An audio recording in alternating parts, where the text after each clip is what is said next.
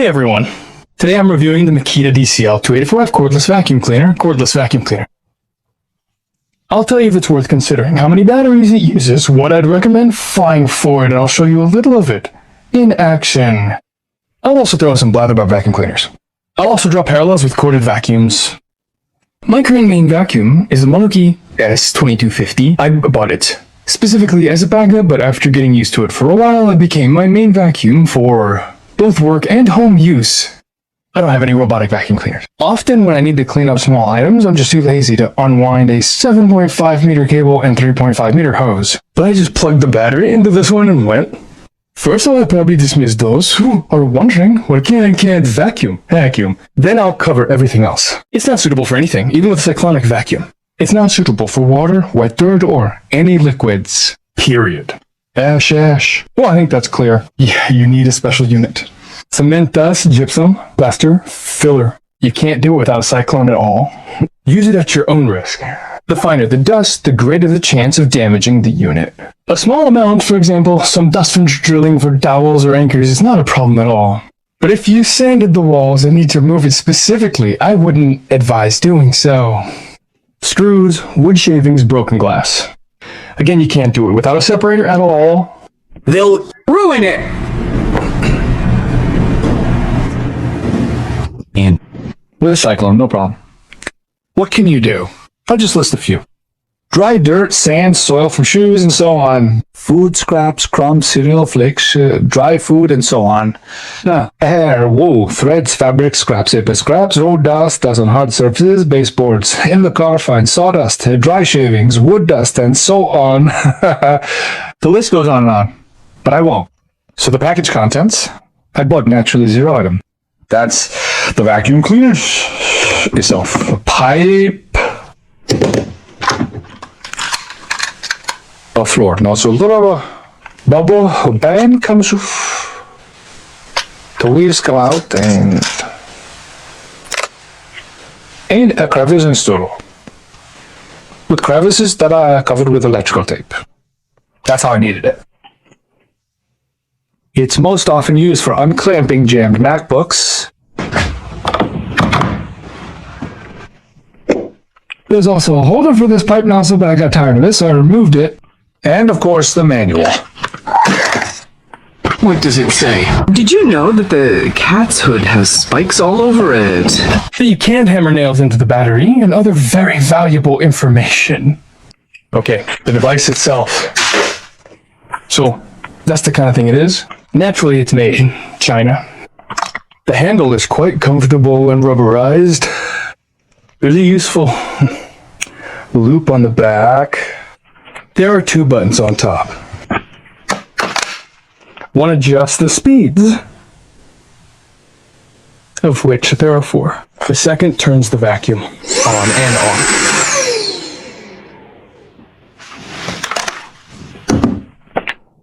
The 0.7 liter, this container snaps open with a twist. You can reposition it if you prefer.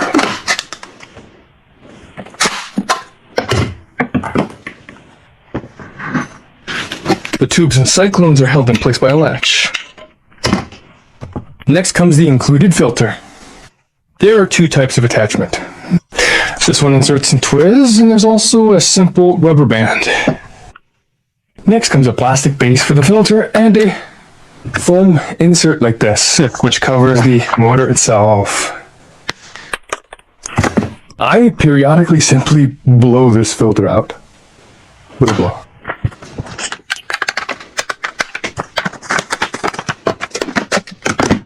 Dimensions and transportability. Weight. The vacuum cleaner itself weighs almost 1 kilogram, with the included tube and 1.2 kilogram nozzle. The complete unit weighs 900 kilograms with a large battery, and 600 kilograms with a small one. The Cyclone alone weighs 370 grams, making the complete set just over 2.2 kilograms. The unit itself is approximately 48 centimeters long. The included vacuum cleaner tube is the same length. The total assembled length is approximately 110 centimeters, including the Cyclone tube, measuring 120 centimeters. Transport the unit itself without the tube easily fits into a sustainer tube.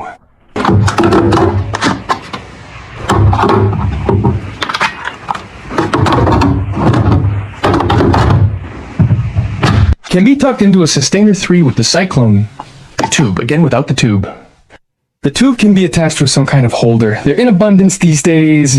You can shorten it slightly, make it collapsible in two, or buy a telescopic one. In short, whoever needs it, let them decide. Specifications. To make things clearer, I'll draw parallels with an abstract corded vacuum cleaner. That is, there's an average corded construction vacuum cleaner to which I'll compare the specifications. Yes, I'll compare the 18-volt one with the 220-volt one. It seems obvious that it's weaker, but by how much? If you don't need it, there are time codes. Suction power, also known as vacuum, is 18 kilopagas or 1 ATM bar versus 22 to 25 kilopagas for corded one zones. This means the battery-powered one has a 20-30% lower vacuum.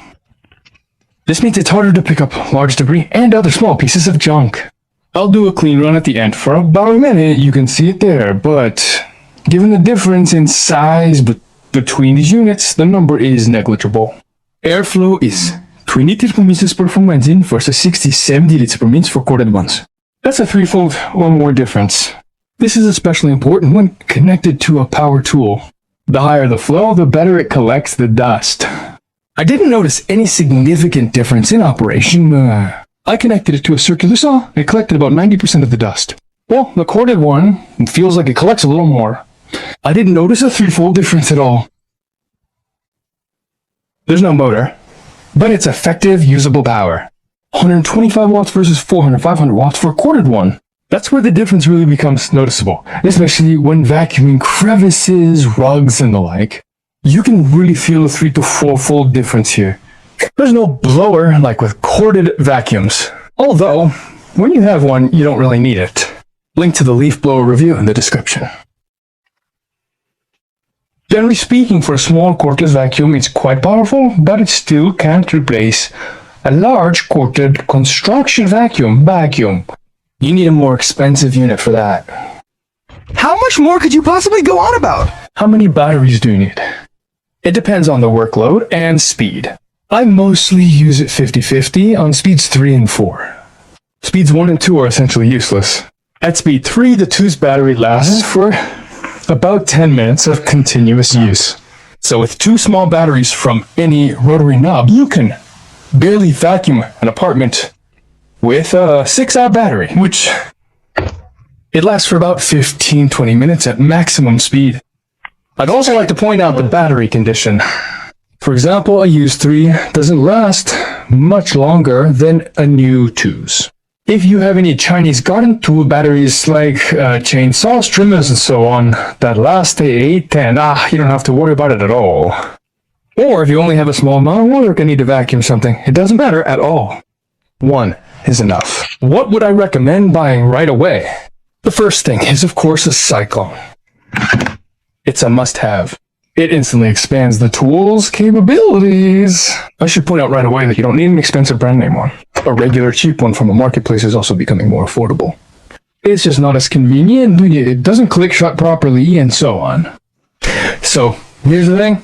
The reservoir itself is held in place by 2 latches.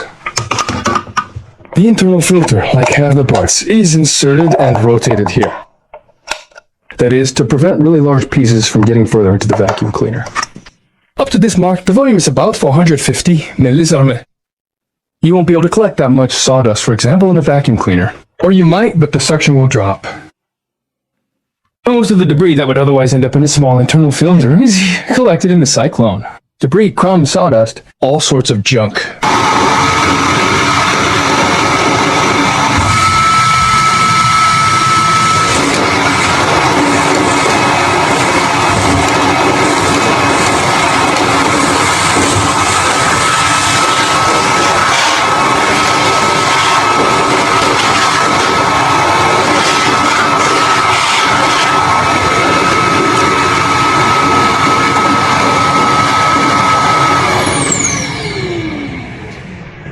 Plus, just unlatching and emptying his cup is much faster. It's easier than constantly cleaning the internal filter.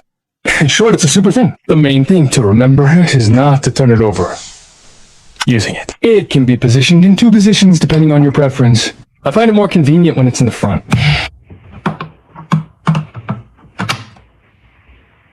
What else can I recommend buying? What else are you trying to sell me? Hose with 2 adapters. I simply glued them on with hot glue. I was too lazy to find anything original. Then connected to a power tool, get into all sorts of nooks and crannies. Even the included crevice tool. With hose is more convenient than one attached to a pipe or shoved into the vacuum cleaner itself. It costs next to nothing. Connecting Cordless will shop.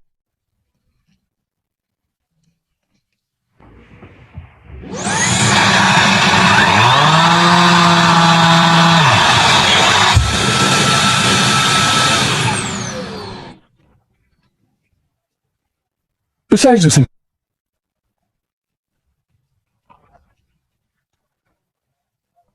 if needed. I found there's nothing in stock nearby. What was available is worth the same as Bitcoin and Prime. So if you have a better option, buy a Cyclone elsewhere.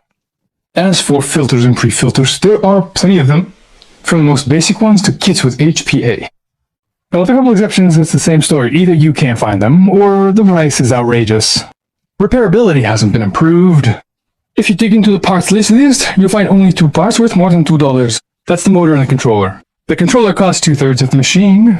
The motor is $5.07 cheaper than the entire vacuum cleaner. And anyway, I couldn't find anywhere to buy it. Repair shops, marketplaces, Ali, and so on. All a miss. Interestingly, you can shove in an original motor from other models, even from old brush motors, suffer it for the experts, but that's pretty much it. In short, it can't be repaired if something happens. Or you have to really go to the trouble and carefully select the Chinese equivalent. They're motors and controllers, but that's essentially a complete overhaul. It's not like you just took out one part and put in another. There's a ton of work involved in adjusting and resoldering everything everywhere. Basically. Screw it, Dad. Why have you seen that? So strengths and weaknesses, pros, and the balance between size and power. The brushless motor was a real winner here. Price, without the extras, you can get it for $85 online. For a machine like this, I think it's excellent. 4 speeds. Well, again, it's convenient. Granted, not all of them are necessary. But so be it. Cons. It doesn't collect your capacity. Without the Cyclone, it's only for a couple of minutes. So it literally takes 5 minutes to vacuum, 5 minutes to clean. Repairability, to put it bluntly, is non-existent. A caveat. I wouldn't recommend it without good batteries. Who and why would I recommend it to? Well, firstly, workshop owners.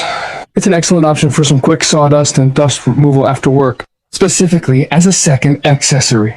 For those who travel on assignments, if you're left with a dusty mess of sawdust and a dozen holes for dowel pins that are dusty, this is just what you need.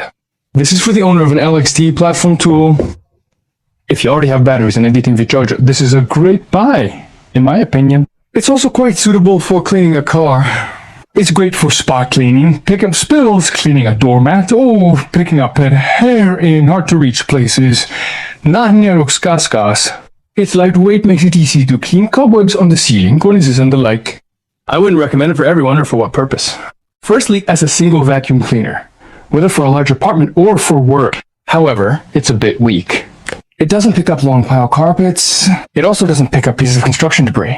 For those who are just starting out, if you don't have batteries and a charger, buying everything at once will be expensive, and there are plenty of simpler and cheaper options. I'd especially like to mention the previous models. This applies not only to the Makita, by the way, but to all other major manufacturers as well. Periodically, various promotions pop up on older models with brush motors. In my opinion, they're not worth buying today at any price. Imagine the same device, but it consumes 60% more battery and has significantly less suction power. If this seems expensive to you, then cheaper models with a brushed motor are basically worthless. They're just crap, subjectively speaking. That's all I'll say. Tell me what you think of such devices and what you use yourself. Give it a like if the review was dust-free and all the other YouTube stuff. That's it. Good luck, everyone. If you need any advice, drop by.